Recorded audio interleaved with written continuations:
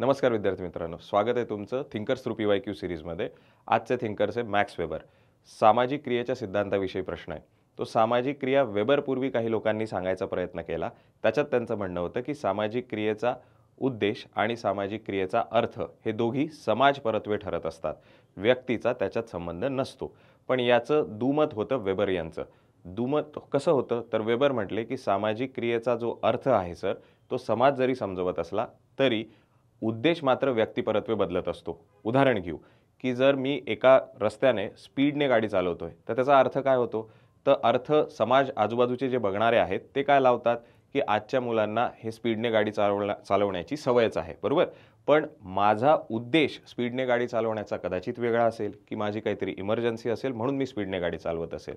तर काय झालं, अर्थ हा सर्वमान्य आहे, म्हणजे अर्थाला वस्तुनिष्ठता आहे, पण उद्देश जो आहे तो व्यक्तिपरत्वे बदलतोय, म्हणजे उद्देशाला व्यक्तिनिष्ठता आहे।